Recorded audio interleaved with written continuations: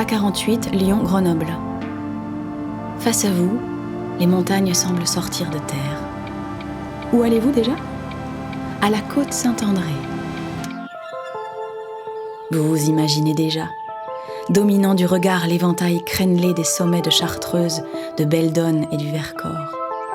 Mais saviez-vous que la côte Saint-André a donné naissance au plus grand héros du romantisme français, le compositeur et chef d'orchestre Hector Berlioz ?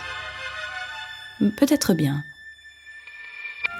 En revanche, ce que vous ne savez sans doute pas, c'est qu'ici même, Berlioz a fait 2 rencontres qui allaient bouleverser sa vie. 2 passions qui le consumeraient sans relâche, jusqu'à ce qu'il les sublime dans un opéra grandiose, son chef-d'œuvre. Les Troyens. Une partition géniale et maudite, dans laquelle Berlioz allait exorciser tous les démons de sa vie. Chaque histoire commence quelque part. Chaque voyage a son point de départ. Chaque légende a ses racines. Vous écoutez Panorama. Une aventure contée par Denis Podalides. Sortie Rive. Les passions de Berlioz.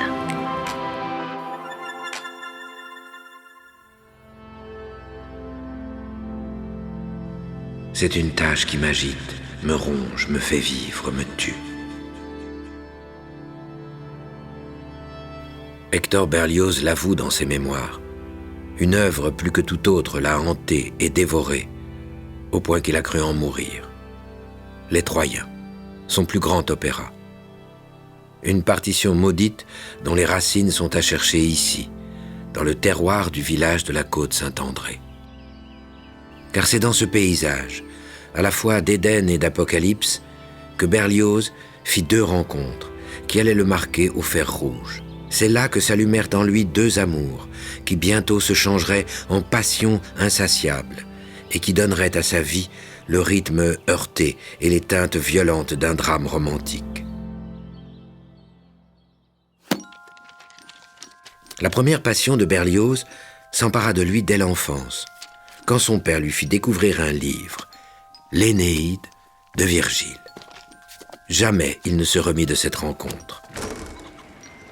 Hector Berlioz, dans une chambre dont les fenêtres laissaient deviner l'horizon, ou peut-être à l'ombre d'une treille, dans le jardin de la maison familiale, se prenait pour le Troyen aîné, ancêtre mythique du peuple romain.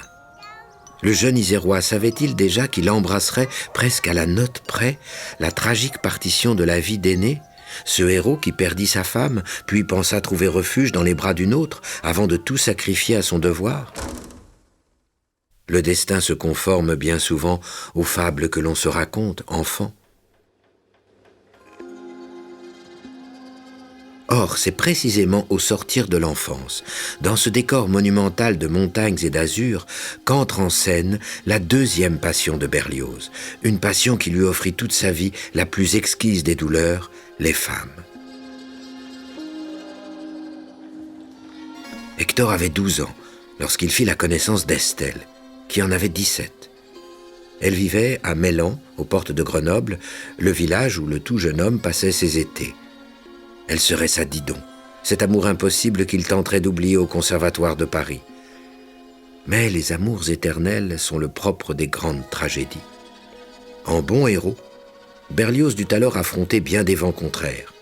Forcé de se séparer d'Estelle, Hector Berlioz était tombé amoureux de Marie-Félicité, une pianiste, dont il dut pourtant aussi s'éloigner après avoir remporté le prix de Rome pour partir étudier en Italie. Là, le cœur amer, il se rendit près de Naples pour visiter le tombeau de Virgile. J'avais apporté ma guitare, me postant au centre d'un paysage en harmonie avec mes pensées. Un chant de l'Énéide, enfoui dans ma mémoire, se réveillait à l'aspect des lieux où je m'étais égaré.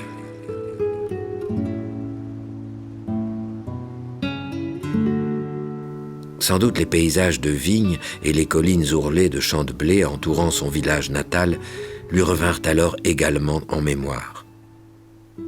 Mais il était écrit que le musicien souffrirait, comme avant lui Énée. Berlioz apprit ainsi que pendant son absence, Marie-Félicité s'était fiancée à un autre, Camille Pleyel. le fils du célèbre compositeur et fabricant de pianos.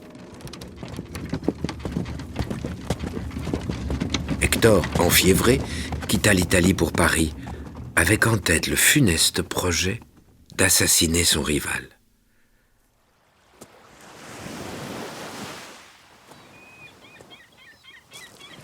Mais il s'arrêta à Nice, et la douceur de cette ville lui fit renoncer à sa vengeance. Il y séjourna quelques mois avant de rentrer à Paris, rasséréné et de la musique plein la tête, de celle qu'on entend dans sa symphonie Roméo et Juliette. Au théâtre de l'Odéon, il eut alors le coup de foudre pour une actrice irlandaise qui y jouait Shakespeare, et Berlioz la séduisit en l'invitant à une représentation de sa symphonie fantastique. Harriet Smithson devait lui faire oublier Estelle et Marie-Félicité. Ils se marièrent bientôt et eurent un fils, Louis. Mais la mésentente fissura rapidement leur couple. Hector était trop occupé à composer son opéra Benvenuto Cellini, qui reçut un accueil glacial de la part du public. Tout se délitait autour de lui, et, nouveau coup du sort, son jeune frère tant aimé, Prosper, mourut soudainement, à l'âge de 18 ans. La légende raconte que Prosper fut terrassé par l'émotion à l'écoute de l'opéra d'Hector, mais c'est plus vraisemblablement la fièvre typhoïde qui l'arracha à l'affection de son grand frère. L'exaltation produite par sa musique pouvait-elle tuer ? Était-il maudit et par les femmes et par les muses ? Berlioz se lança alors à nouveau corps et âme dans la composition pour mieux conjurer son malheur.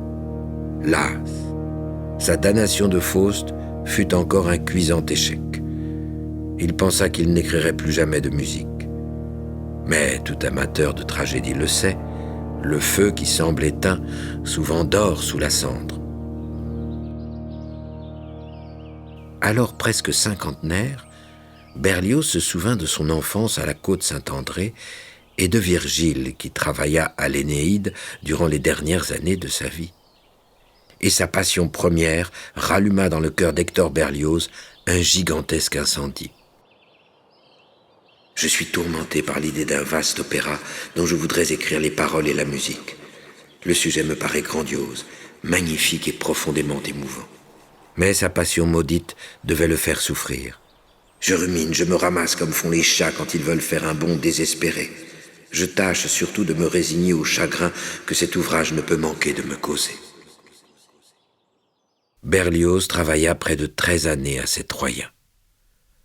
Quand, enfin, le 4 novembre 1863, après un refus de l'Opéra de Paris et au prix de nombreuses coupures, il présenta son grand œuvre au public. La critique l'éreinta, mais la foule se pressait au guichet du théâtre lyrique. Sa fortune était faite. Enfin, après 30 ans d'esclavage, me voilà libre. Je n'ai plus de platitude à justifier, plus de gens médiocres à louer, plus d'indignation à contenir, plus de mensonges, plus de comédie, plus de lâche complaisance. Je suis libre.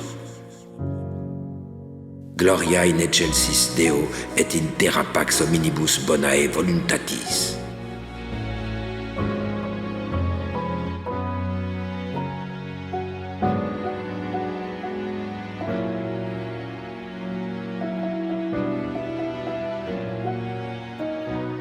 C'est aux Troyens, au moins, que j'ai dû ma délivrance.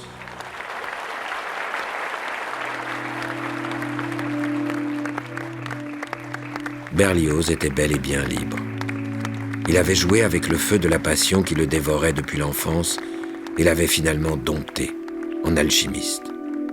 Peut-être avait-il, pour ce faire, comme Énée avant lui, rendu visite à son père aux enfers. Mais il n'était pas dit que le destin laisserait pour autant Hector Berlioz en paix. Il perdit coup sur coup sa nouvelle femme, Marie, et Louis, son fils unique, de la fièvre jaune, à Cuba. Et il n'écrivit plus jamais une note. Blessé après une chute en mars 1868, Berlioz fit un dernier pèlerinage en Isère, sur sa terre natale, à la fin de l'été pour présider un festival de musique, avant de mourir à Paris, le 8 mars 1869. Lorsqu'on décacheta son testament, on découvrit qu'il léguait une partie de sa fortune à Estelle, son amour de jeunesse, comme un souvenir des sentiments que j'ai éprouvés pour elle toute ma vie, était-il écrit. Hector Berlioz avait 65 ans.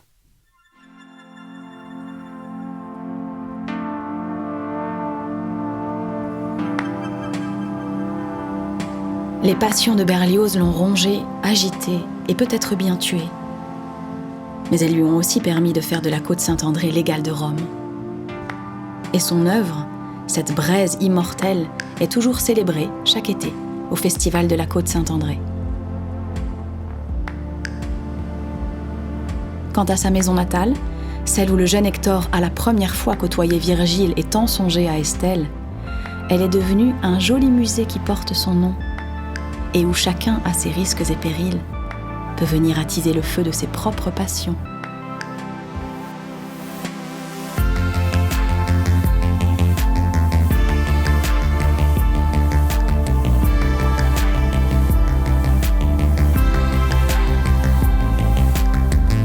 Amoureuses et perdues, Chevaliers illustres, créatures fantastiques, leurs vies légendaires ont marqué les paysages que vous traversez. et laissé leur empreinte dans le cœur des hommes et des femmes qui s'y sont aventurés.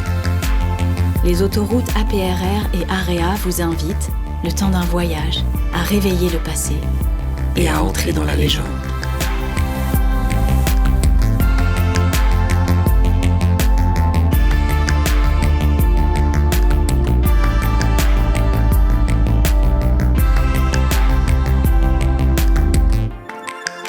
Vous avez écouté Panorama, avec les voix de Denis Podalides de la Comédie Française et Juliette Roudet. Texte, Martin Kénéen.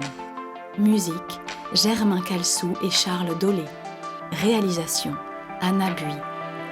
À bientôt pour explorer d'autres itinéraires et d'autres légendes.